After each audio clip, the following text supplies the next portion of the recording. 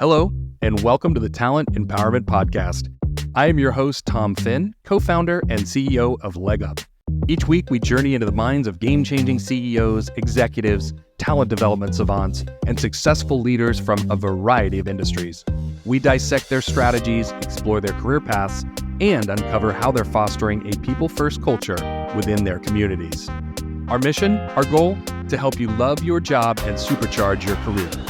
So let's get started and dive right in.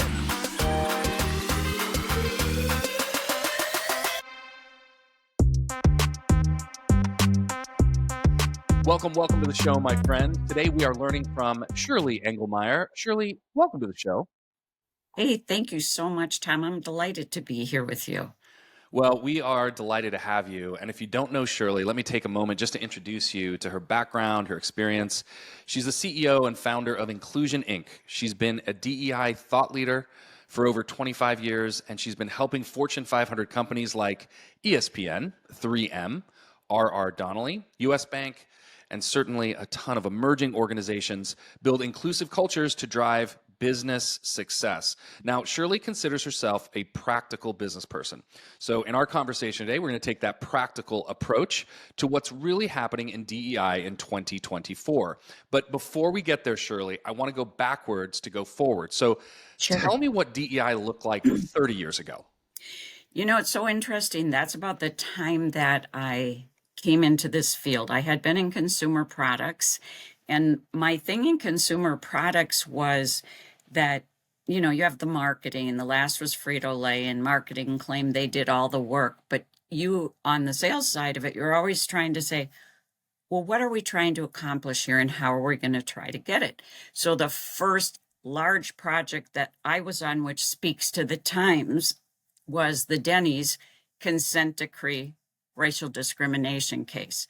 There was a focus at that time on disparate treatment. There was an appetite for that. And underneath this hair, there's a lot of gray from working with the Department of Justice on one side and Denny's C-suite on the other side to come up with a learning that approached how to prevent discriminatory practices at the restaurant. I'll give you a practical example, and this may sound odd, but let's say you're going into a restaurant and there's a big line and they don't keep a list and they don't ask who's next. Naturally, we'll tend to go towards people that are like us. And one of the things that happened in that mega lawsuit was white people got seated first. So if you just took an operational approach and made sure every time who was next, are you on the list, that would have prevented some of the discriminatory things that happened. Yeah, I love that you're going back to Denny's 30 years ago, because the young listeners are saying, I'm sorry, what are you talking about? What's a list? Are you talking about paper and a pencil? And you put your name down? There are some young people scratching their head going, I have no idea what she's talking about right now. Okay, your notes app on there. Who's next, Tom? Are you next? I'm going to follow down the list here. Yeah, but I think your point is well made, which is it starts with a lawsuit around discrimination, and you were involved in reviewing it and getting to a better place of understanding.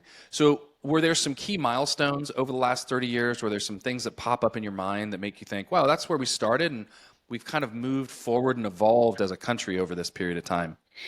There, I'm not a lawyer, but I'll make a legal comment here. The big payouts for certain classes of people, that doesn't happen anymore. And that's because of a big change at the Supreme Court. How we've always approached this, and our tagline's inclusion is a business strategy. And so we had this really radical idea that if you create a culture of inclusion and you have diverse representation that mirrors who your customers are or who you want your customers to be, that's why you should do this work.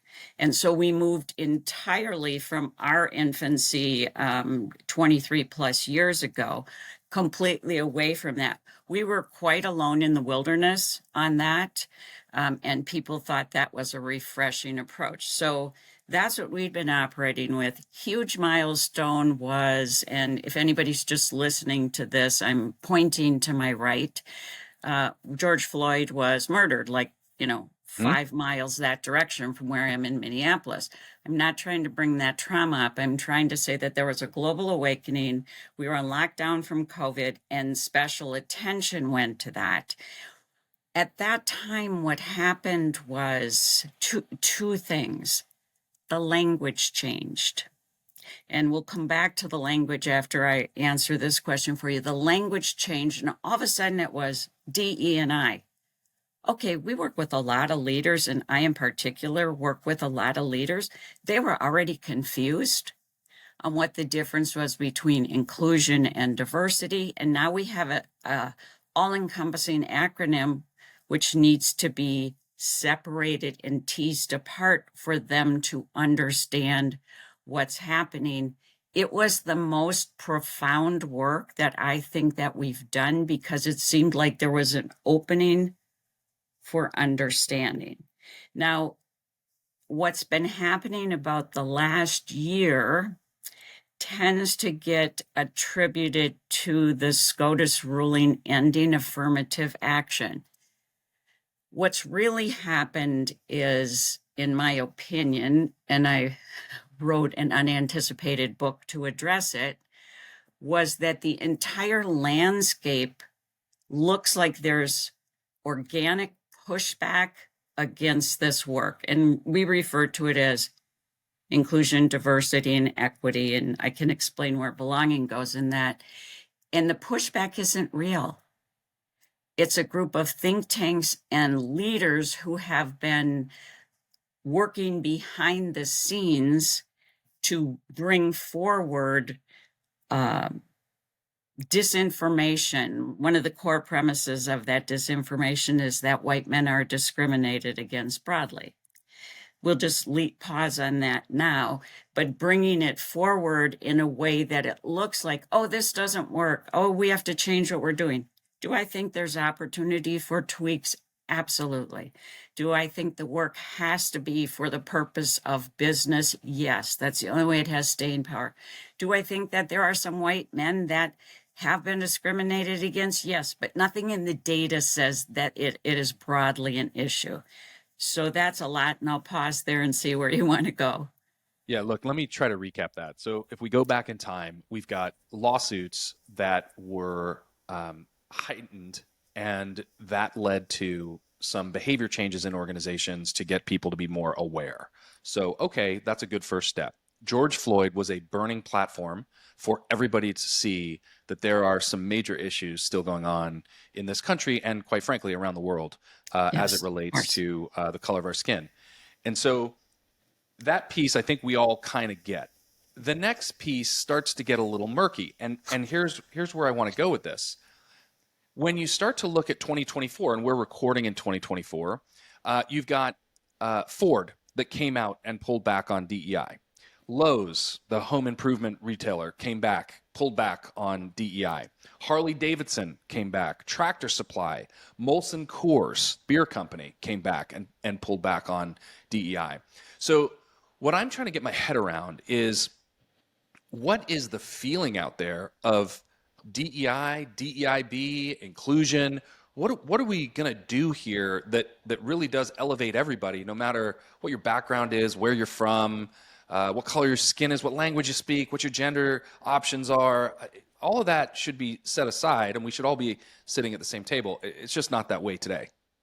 Yeah, and before I answer, what's happening or how we got there, I do want to just do a quick overview of how we see the terms, because I think the language is really important. And when we talk with organizations, we say creating a culture of inclusion where everybody's voice can be heard to drive business success is important. I call that like the top of the funnel, and I'm using my hands for those of you listening. And C-suite in particular get that. It drives innovation. Inclusion, drives innovation, productivity, engagement. It helps you keep your best talent. That all makes sense for business. And then we think of this in an equation, Tom. if you add a plus to, oh, there are dimensions of difference that we have here. You said earlier, piece of paper. Surely people weren't even born that are listening to this. When Denny's, that's ancient, like dinosaur times. Okay, so there's those dimensions of difference. And we're just going to know that if we're breathing, we have bias. Okay, so we all have bias towards that. So we have to stay self-aware. If we do those two things, then that will result in equity. And the feeling will be, oh, I feel like I belong, because people are actually valuing it. Now, if you look at each of those as that relates to business, one of the things, and I'll go both ends of this continuum. So one of the things that happened when DEI flew across the global stage is people started to glob them together. Don't do it. Why do you need a culture of inclusion? Because not one group has the best ideas. Why? You're not going to ask people like me to sell to Gen Y, to sell to Gen Z. Why do you need dimensions of difference? Because the largest growth in the US economy is multiracial, multi-ethnic people. By 2026, they'll make up $7 trillion or 30%. Do you want them as customers? And then let's equity take care of itself. So there are players and think tanks in what I call the disinformation campaign. And so when you look at those 6 that have fallen, Ford, started Tractor Supply, John Deere, Lowe's, and I think Ford and Molson Coors were the latest. Those are from the result of a what I call a fringe ideologist who said things like Harley Davidson, and this isn't a quote, but it's a paraphrase. Harley Davidson is spending its money for sex changes for children. That is a complete piece of disinformation. It is a complete, let's just call it, it's a lie. But it whips up fear, and then the platform that's used to push against this is X, and they get people to threaten that they'll boycott. Now, I can't explain to you why they want to shut it down.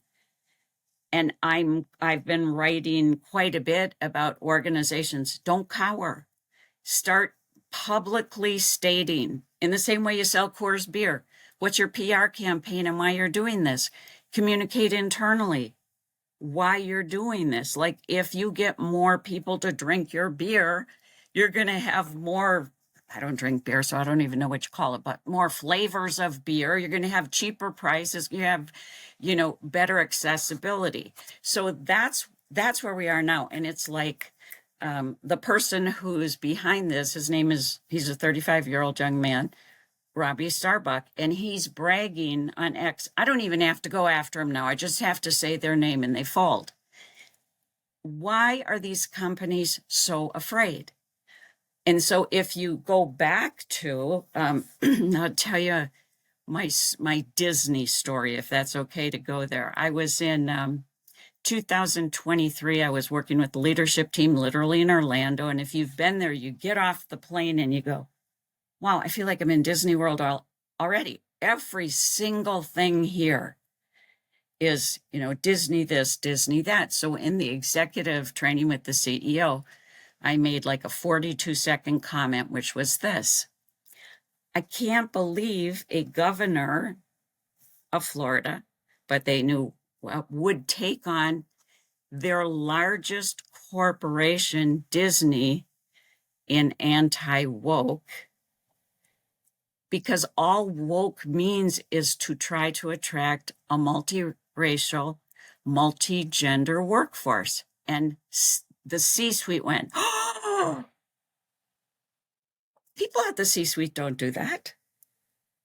And I got berated. Only one other time in my career have I been lit up like this about being political. I wasn't trying to be political. I'm just saying I didn't understand the rationale in doing that, which led me early this year to say, where the heck is this coming from? This kind of response. And I'll pause there. Then I found out what had been happening for the last 5 years out of sight for the rest of us.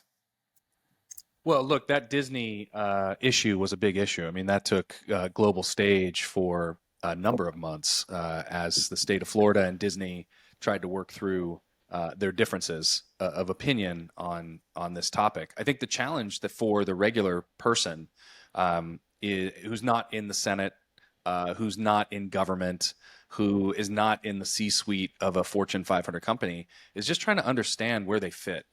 Right. I think even for me, right, white male, I'm trying to figure out how do I fit into DEIB or I and D or E, and where do I fit? How can I be a supporter of everybody, no matter what your background is, and how can I also have my seat at the table, right? And I think that's the way most white males are feeling, right? There's always going to be fringes on the bell curve. I get it. I'm not saying all. I'm saying there are a lot of people out there that want to do the right thing for everybody.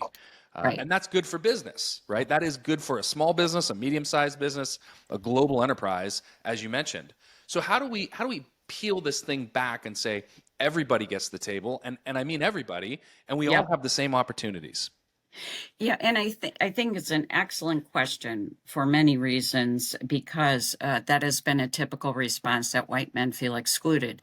Yeah. That's when you're focusing on the D, the diversity.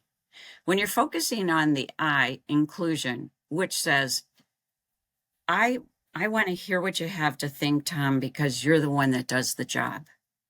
I want to see what innovative ideas you have.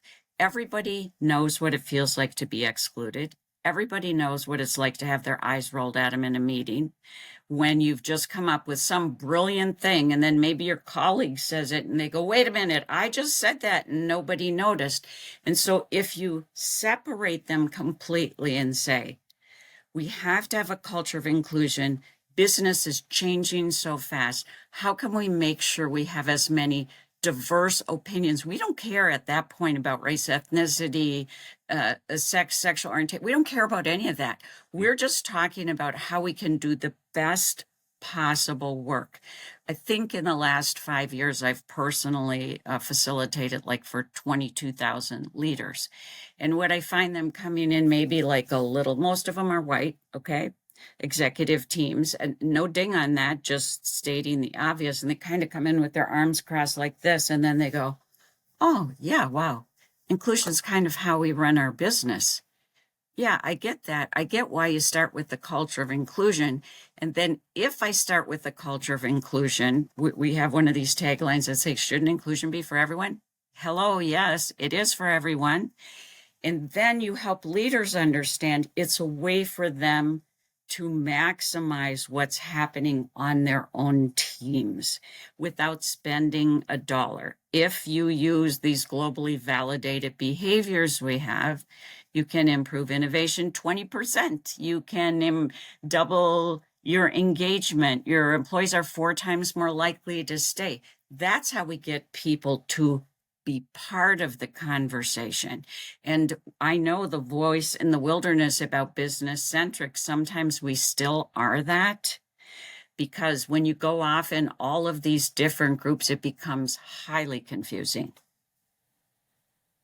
So I want to take us to a place that you can help me explain another very specific example. The Society for Human Resource Management, or SHRM, as they're better known, announced this year in around July that it would remove equity from its DEI framework. So they said, essentially, we're going to call it I and D, inclusion and diversity, and that equity piece is out. We're just not going to address it. We're going to get it out. And so SHRM went from DEI to I and D, and they received a tremendous amount of pushback around this kind of idea that they're removing the equity piece from all sides, from all types of people and all types Yeah. of backgrounds. Help us understand that. Help us understand why perhaps equity was removed from your perspective, and if it matters or doesn't matter, so that we can better understand where they're going. Yeah, and let's go back to the equation thinking. You want a culture of inclusion, you have to get that concept first so people can understand, oh, I know how I was raised, I know who I've been around. So yeah, I have to raise my awareness on dimensions of difference. And if I do those two things, equity will be the result. That is a very different thought process than some clients have. You know what? I've been doing this for decades. I don't want to have an academic discussion on equity. It's too complex. Mm-hmm. It's just too complex.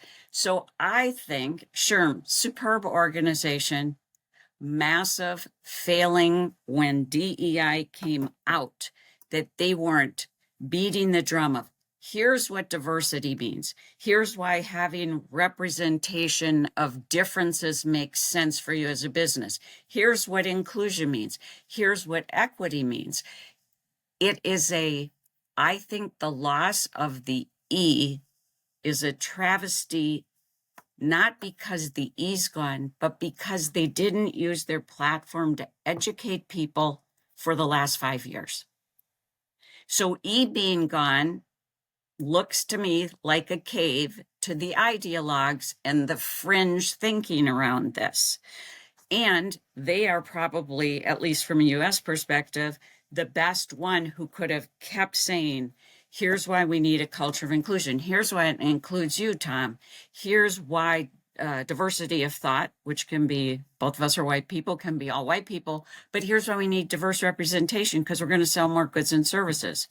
And if they had done that all along, if then they had chosen to go to I&D, which by the way, it was for us in 2010, it's not a new concept, you know, then it wouldn't have seemed, for me, I think it's a cave.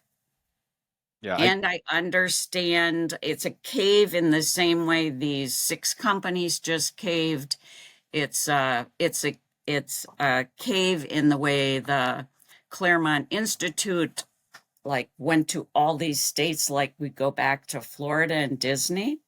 Imagine how complex it would be. I've never been a legislator, but a legislator to get a big bill through. And what I say to you is, hey, you want to go against anti-DEI? Hey, Tom, here's the playbook. They got it done in a month. That couldn't possibly happen unless they had the playbook and the votes, so that there is this, what I would call ideology that's not in the mainstream, that's made its way to mainstream in general. And that was one of the things I think sure must have had a huge press up against them. I don't know what the backstory is. I personally was really disappointed, again, not just because equity's gone, but people never really understood what it was to start with. So how can they know how bad to feel when it's gone? yeah, I agree with that. I think if you highlight a part of your conversation there, which is let's go back 5 years, and where was SHRM? And where were they in defining this space and owning the space? And I tend to agree with that. If you're in HR and you're a holder of a SHRM certification, I get it. There are certain companies that look to the HR profession and say, oh, you should have a SHRM certification. But the reality is they have not done the job, in my opinion, in the last 5 years that they should have done to not only define diversity, equity, inclusion, belonging, and all the other terms that we want to come up with in this space, but really be a thought leader in developing HR into a strategic role. Excellent. That's another piece that we don't talk about a lot because everybody's afraid to talk about HR people in a negative way because they want a job at some point, and they certainly don't want to stand in front of a microphone and say they're doing it wrong, but they're doing it wrong. And we've come a long way as business operators and as a community and as a country, but this role needs some support in the future, and SHRM should be that support. It doesn't feel like they're there just yet. Well, Tom, you're probably like my colleagues and I, InclusionINC, say we're completely unemployable in business anymore because we say what we think and we'd last like 18 hours there and they'd show us the door. So I agree with you that SHRM needs to see, here would be my take. They need to see the big picture. When you get into things like you know, the weeds, let's just call it that. When you get into the weeds on dimensions of difference, and that's what you're leading with, you've lost the vast majority of people. I cannot tell you the number of ahas that I've had, and I'm repeating myself, but where, some grumpy people would come into these executive sessions. Oh, we've heard all this. Why do we need this? And then they go, oh, wow. Thank you for starting with inclusion. Now I realize how complex this is for us as a business. Well, it is a complex topic, that's for sure. And everybody has an opinion on it. I think that's the other portion of this discussion. So for those folks that are pushing back on DEI, right? You're saying it's a small community of individuals led by certain folks that are really just pushing back on this concept. What do you say to them? How do we educate everybody in the same way so that we can all have the same understanding? I'll tell a personal story about this. When I realized what was happening in January, I had this situation with the client saying, oh, our largest client for the years, we're not focusing on that anymore. And we were ready to go to contract. And then January 24th, I read an article by Nick Confessori in the New York Times that he'd gotten a Freedom of Information Act to try to find out what the Claremont Institute was doing. Claremont Institute traditionally has been seen as a conservative think tank. Well, they moved from recommending policy to trying to drive an agenda, an ideology that said, from the president, I'm not making this up, America is meant to be a Christian nation, and DEI is a mortal threat to America. Now, we know what the threat is. It's the diverse representation. When I, on that day, read that article, my hair spontaneously combusted. It was, I can't even believe this. I went from saying I want to write a white paper to writing a book. And the reason, and with urgency, like I was possessed day after day after day, to say, why is this happening? Stop pretending like it's organic, or stop saying it's only about the Supreme Court ruling last year. It's not. Remember this anti-CRT thing? That came from a different place. That came from the Manhattan Institute. Now we have Project 2025. 4 of the 6 goals that they have in Project 2025 are to dismantle DEI. They seem to be really hung up on sexual orientation and race. So you have all this disinformation coming from all of these places. I just keep standing from my place in the world to say, whoa, wait, excuse me. This is for business. This is about creating a culture of inclusion to have your best performance. I'm not the majority voice yet, but that's why I did that. I'm doing as many podcasts with excellent hosts like you, so I can say, wait, let's go back and reevaluate it. And when else did these companies like Ford, are you kidding me, are allowing, I don't know what you call X tweets, but I'll call them the tweets that are having them cave within a week to changing something that's central to their business. Does seem like a bit of a knee-jerk reaction to some new information or some pushback. When you look at policy for organizations, policy tends to move very slowly. Certainly, Yes. the larger the organization, the slower that a policy would change. And it feels like over the last, let's use your number, 30 years or so, policy has changed likely in the right way for organizations to be more inclusive, right? And for the hiring of lots of different backgrounds in a diverse workforce, which we all know, I mean, there's study after study after study on this, that a diverse workforce breeds greater profitability, more customers, more depth within industries. I mean, you name it, we can give you the studies on it.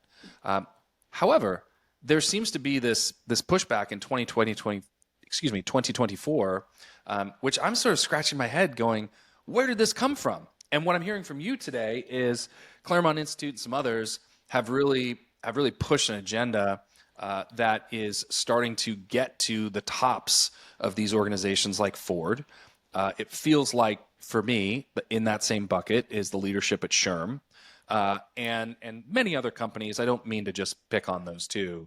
Right. I'm just trying to give examples. And so I guess the question really is, as we sit here this year, where do we go from here? I mean, how do we, if I gave you a clean sheet of paper, Shirley, and said, all right, look, draw this thing up for us and be fair to everybody, what would you do? Yeah, here's what I would start with. I'd start with what I think is the most impactful metric on this, and it's work that, McKinsey's done and they've done with Lean In. And McKinsey looks at, companies within their own industry. Companies that have diverse representation, and we never mean unqualified, which always comes up, but who have diverse representation at the leadership level, outperform companies within their own industry by 39% across all metrics. That's when you separate it for women in leadership or people of color. So let's just pause for a minute and say, would you like that to happen for you? Would you like the effects of our global study that InclusionINC did with the SMU's Executive School of Business and Dr. Miguel Canones, that says when you use inclusion behaviors, we talked about diversity in the first one, this is only inclusion. Again, you'll drive innovation by 20%. Do you want to do that? Do you want your employees to be 4 times more likely to stay? Yes and yes. Okay, so why specifically for you do you need to tap people that are different than your traditional customers? And doesn't it make sense to have people that know and understand their buying habits internally? Yes. So we have 3 big yeses to business. Now let's talk about and that's way oversimplified. However, if you looked at it from that business perspective, then your point before about you could have HR business partners, true business partners, supporting the business in a way that's going to help them get the talent, keep the talent, train people on how to be effective, inclusive leaders. And I would say this, I feel as if those of us who are doing the work, I never, ever considered that there was anything like was happening covertly was happening, because I was operating under this failed assumption. Oh, finally businesses get why it matters. Finally, they've stepped into this. And so you just have to go back to, this would be my thing for SHRM, for Ford. What is the internal reason why this matters to you for business? Get your brilliant PR people, like they're selling cars or beer, and tell everybody why you're doing it, and then do it and keep repeating it over and over. So when this push comes that we're going to boycott you, you can be as active on X saying, yeah, but you don't really know the whole story. So somehow I don't know what event I was at, but it was like somebody's older uncle, like 82. I hate this DEI. I'm thinking, wow, that cultural war has hit you. I know he didn't know what it was, but he hated it. And so that's kind of the demonizing on that. We just have to say, okay, let's set that down. this is a business enabler for you for high performance. Yeah. Look, I would tell you, no matter what side of the court you're on here, DEI is good for business. And look, the studies all prove it out. If we are diverse, if we are inclusive, if we it just comes down to treat people the right way and give everybody a fair opportunity. That's really what it comes down to. Let's not overcomplicate this thing. Okay. That's what it is. And I think every company can get behind that. There are certainly those that have gone too far on one side and certainly those that have gone too far on the other side. And I think there's examples of that. But if we can find a way to meet in the middle, we can make business better, our communities better, our country better, our world better. And I think that's all something we can get behind. Agreed.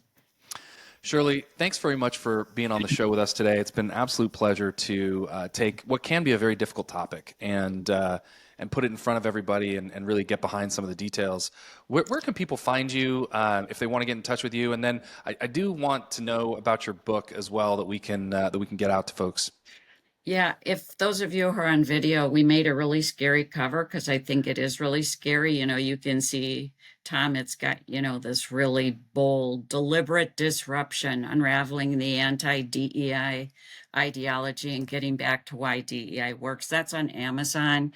And this time we chose just to do it as an ebook. If you want to get in touch with us, one of the things that we just started to do is to share tips, trends, those kinds of things, particularly in this space of how to combat the disinformation. It's www.inclusion-inc.com in the know. Or if you just want to come to us and just inclusion-inc.com and see what we do. Yeah, beautiful. And we'll put all of that in the show notes. So those of you driving do not have to pull out an old school pencil or a piece of paper and try to write that down. Shirley, it's been an absolute pleasure. Thank you for the work that you do to make everybody's lives a little bit better. And I think bringing awareness to this topic and really trying to understand it from every angle is important, like I said, for our businesses, our communities, our country, and certainly for our children out there that are going to have to live in this world that we create for them. So thank you for the great work that you do and appreciate you being on the show. It's a privilege. I appreciate the rigor that you come to this subject with. So thank you so much.